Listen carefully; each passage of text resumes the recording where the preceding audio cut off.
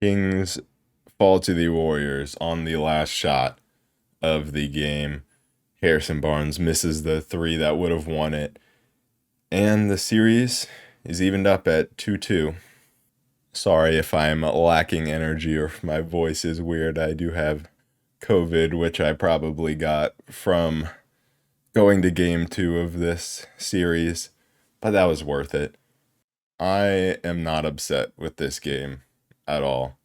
When I said the Kings gotta go into these two road games and try to steal one, and this was the game that they were going to really steal. And it came down to the last shot. And with the kind of shot we got, it was a pretty open three. I'll take that. And now it just becomes, a best of three series where we have two games at home, and the Warriors obviously play better at home and don't play very well on the road. So I'll also take that. I think the biggest thing is we just, it wasn't a blowout. We stayed in this game, and there was so much fight, so many times that we fought back into the game, especially at the start of the fourth quarter, where it was a 10-point game and we go on a quick 7-0 run. And, we are not out saying we are not out of this.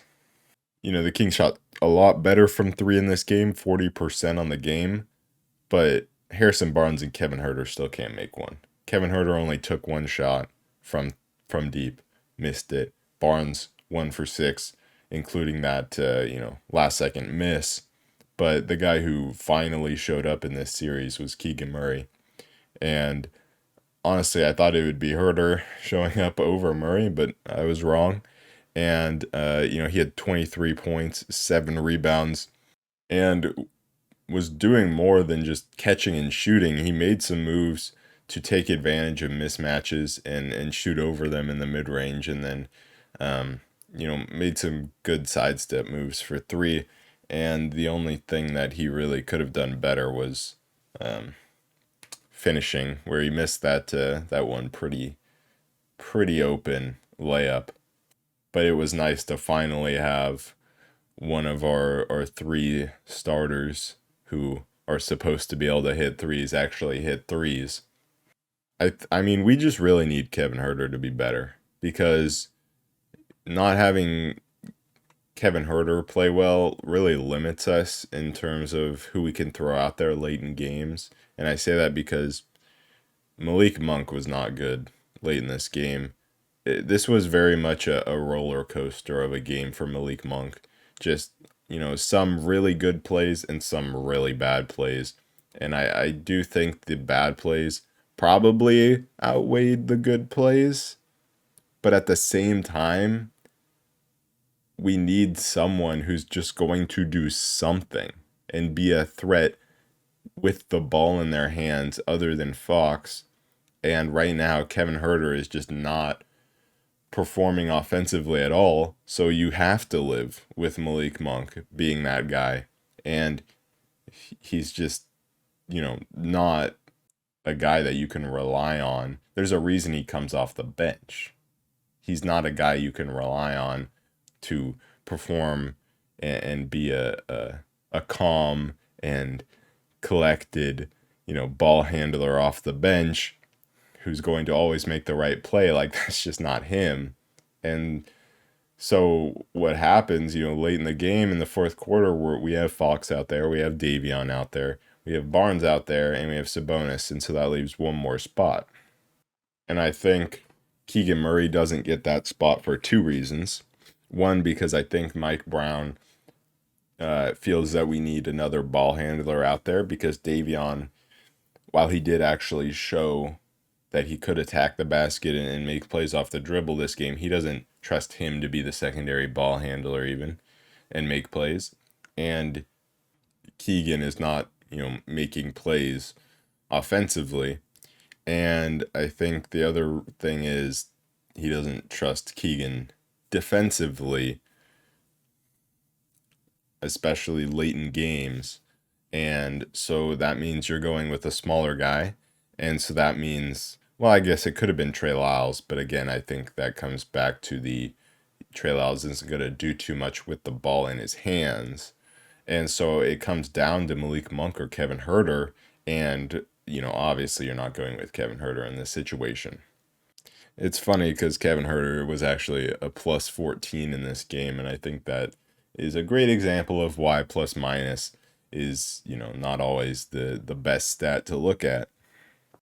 I think if Sabonis was okay in this game, but he still wasn't great. And his assist numbers went back up to where they normally are, back up at 8, because some guys at least, could actually make shots. Um, but still, there were some questionable plays from Sabonis. And down the stretch in the fourth, there were just some questionable plays from the Kings as a whole of just not being calm enough in the last 2 minutes. Fox got to his mid range jumper and missed one. And then after that, there was just a few panicked possessions. And one of them was from Fox, one of them was from Monk.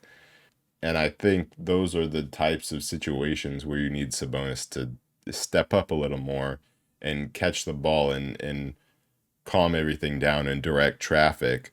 And I think that's where, we're kind of lacking from him at this point. It was interesting that the Warriors decided to start Jordan Poole over Draymond Green. That did not stick because Draymond started the second half. Um, and I thought Sabonis did a pretty good job of exploiting Looney inside to start the game, but he just didn't sustain that through the whole game. He was 7 for 13 from the field, which is good, but um, I felt like after he got called for the offensive foul, which was a terrible call, Looney was clearly in the restricted area, like almost his whole foot was. But after that, he just stopped going bully ball inside. And, I understand that in the fourth quarter, he's like, this is Fox's quarter and all that. But you got to be a little more of a scoring option than what he has been doing. And this game was kind of more what, especially in the first half, more what kind of thought the whole series was going to be. It was just a shootout. And, what was it, like 69, 65, something like that at half. And it was just a game of runs. And the Kings kept responding to the Warriors. And then the Warriors would respond to the Kings. And the refs were letting them play. And then in the third quarter, that totally switched. It was just everything was a foul, which was rough. I just hate the inconsistency there. But Fox was a big reason for that first half offense, and then Keegan Murray was the other part of that. I think Fox had, I forget how many points, 21, 24. I can't remember. I think it was 21, but he was hitting from deep, and he was getting everywhere and pretty much scoring wherever he wanted. And they came with Draymond Green off the bench to guard him, and that just is so confusing to me. Why you would put Draymond Green on Fox? Draymond cannot guard Fox. I just don't. I mean, I guess they just think no one can, but Draymond is not the answer for them. I can tell you that. And I don't know why they thought he was, because it just didn't work. Every time Fox has gotten Draymond on him in this series, he's cooked him. His percentages against Draymond are really, really good. And so I didn't understand that from the Warriors' perspective, and Fox definitely made him pay. In the third quarter, the Warriors just came out swinging, and the Kings were just not ready defensively. And, I could point out a few guys, specifically Monk was horrible defensively, getting back in transition, just not being prepared in kind of semi-transition a lot of times too. And he was not ready to guard in at the start of possessions, and it cost us a lot. Just too many easy layups for the Warriors in that third quarter. And when you're gifting, you can't gift the Warriors easy layups and easy baskets in transition, especially because of the shot making that they possess. Because even when you guard them well, they can make shots. So you cannot give them easy shots, and you can't give them second chance opportunities. And the Kings did a good job of preventing that in the first half, but the third quarter they did not do a good job of preventing the second chance opportunities. And so that played a big role in the big 14-point swing in the third quarter. And then I think another thing was just when you're allowing the Warriors to get right to the rim, get open layups, or just get open shots and them scoring on every possession and getting offensive rebounds, that means you're not running the other way. And so I think that contributed to the Kings' slower offense in the third quarter. I also think that Malik Monk made some poor decisions. You know, I mean, it's live by Malik, die by Malik. And it's just some of his decisions. Like, he can be such a good offensive player and make such good passes and make such good shots, but like he doesn't need to take those early shot clock step back threes. He just doesn't need to drive into three guys for no reason in transition. It's those plays. If he could just eliminate those, he'd be so much more of an efficient player. When the Warriors got it up to a 10-point lead, well, I want to talk about that last possession in the third quarter for the Warriors where they just, the insane ball movement leading to a Klay Thompson three at the buzzer. Like, that's what I'm talking about why you can't give the Warriors anything easy, because they can do that. They can do that even when you play pretty solid defense. They're still going to break you down and score on you. And so the Kings didn't play, horrible defense on that last possession. That's just great offense. And so you can't gift them these easy buckets when they can do that as well. That started the fourth quarter though. That was a huge response. And multiple times throughout this game, I was just like, that was a great response by the Kings. And I really thought that when we lost that end of the third quarter, Curry went out for, a minute or two, and we couldn't even win those minutes. I thought it was over. I'm like, how are we going to make up 10 points? And then all of a sudden, like a minute or a minute and a half into the fourth quarter, we're only down three. The bench was huge for the Kings in this game. Trey Lyles, didn't shoot great, but he still actually made a three, which we can always use.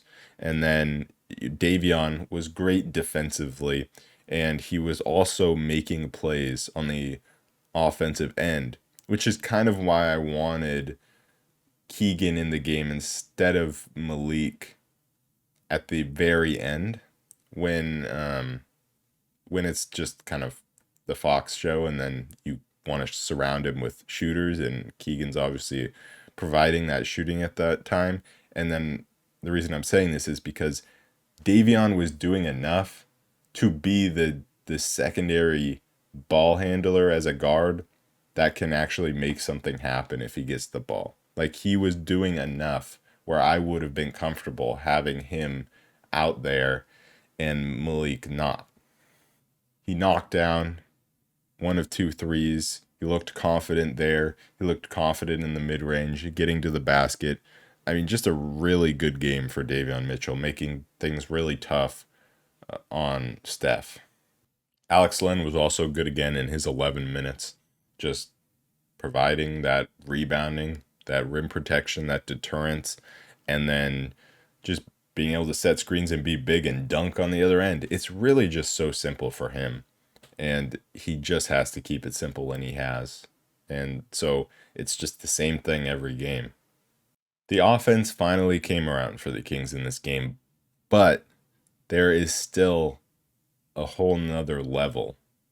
And we just need Huerter and Barnes to be able to hit some threes. And that's going to unlock us on a whole nother level. I mean, I have to talk about the very end of the game where Kings are down 40-something seconds left, and Steph tries to call a timeout, and they don't have a timeout, and that gives us a free throw and the ball. I mean, that was huge. Malik made the free throw, and then that possession was kind of what I was talking about earlier. After he made that free throw, it was just Fox. Not a good possession from him. Too much dribbling, without screens. It was not good, but we got the offensive rebound. I think, was it him or Davion? I know Davion got an offensive rebound at some point, but I think Fox did as well late. So I can't remember which one of them got it on that possession. But then, or actually, it might have just been knocked out of bounds. Well, I know it went out of bounds at some point, and then Fox just steps up and hits the three, which was huge. And then I wanted the Kings to foul because it was a like a 3 second differential, 3 to 4 seconds between shot clock and game clock, but they didn't. And Steph went way earlier than I thought he would, and maybe he was trying to catch the Kings off guard. He had a good look at a floater, but it wasn't the best look they could have got. So I'm just surprised he took that when he could have brought the time down way more. But the Kings got the ball back with 10 seconds. And the thing about the final possession for me was I just didn't understand why Sabonis wasn't the screen setter. Because Barnes was the screen setter. And the thing is about the final possession is we got a pretty good shot, but we're only down one. Go inside, try to get it inside, but we couldn't get it inside because of Barnes being the one to set the screen. Barnes was being guarded by Curry, which meant they just switched. And so Curry's on Fox, so Fox can't get around him. And then it's just they help onto Fox, and Barnes gets a pretty open three. But if you have Sabonis setting that screen, then it forces. I mean, I'm sure the Warriors were kind of expecting Sabonis to set the screen. So that's probably why the Kings didn't do it, because they wanted to catch him off guard. But still, there's a reason the Warriors are expecting it. It's because it's the most effective play. And if Sabonis sets that screen, it puts Looney in the action against Fox. They can't switch that. So they have to come with some double. And because, again, it's only a 1 point game, so a two wins it, they cannot give up anything, and it forces the defense to scramble. So if Fox makes the correct read when they inevitably trap, or if they don't trap, then Fox is going to get into the mid range and get his shot. But if what most likely they trap, if he is able to make the correct read and correct pass out of that, then we're probably getting a wide open three as opposed to the kind of semi-open rushed three from Barnes.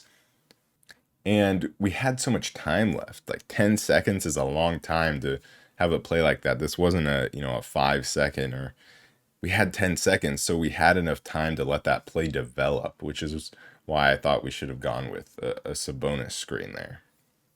But the Kings showed so much fight in this game. I'm not mad about this loss at all. Like, the minute Barnes missed that shot, I was fine, which I didn't really expect for myself. But, it's a 2-2 series, and we have the advantage here with 2 games at home.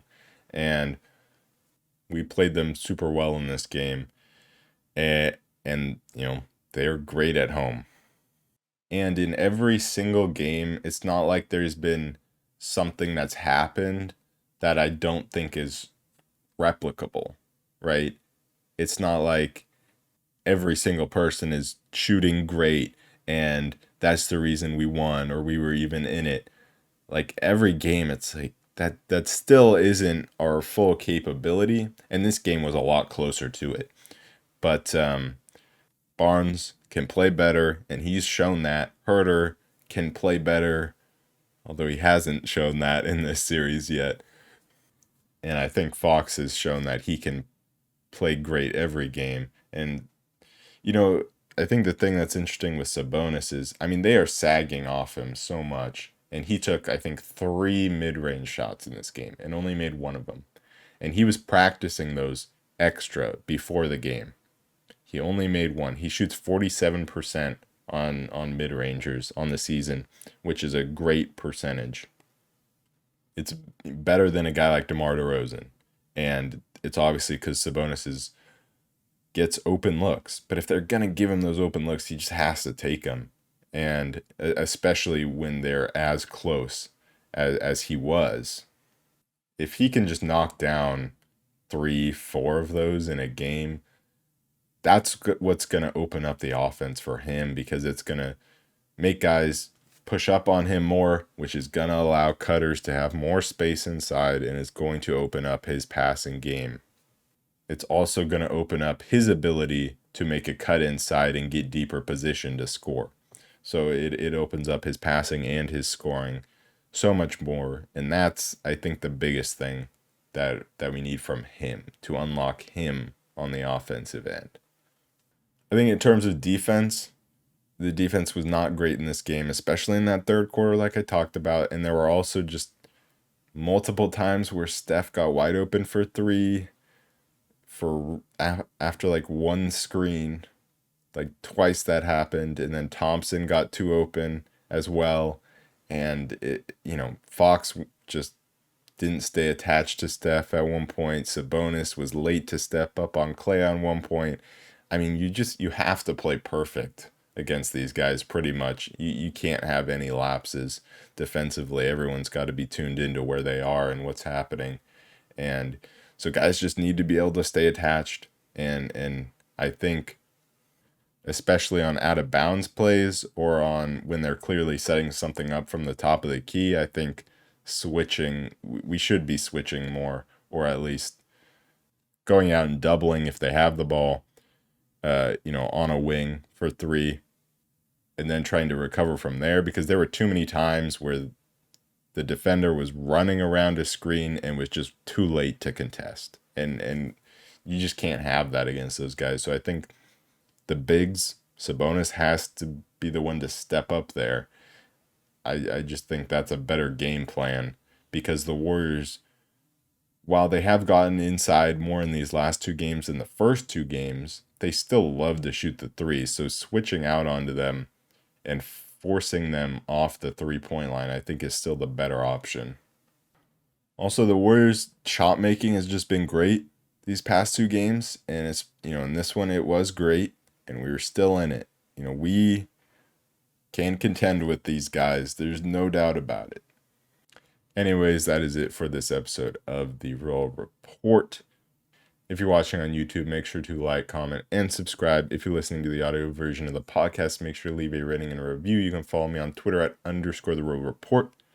And I will see you guys to recap the next game, Game 5 of this series. Peace.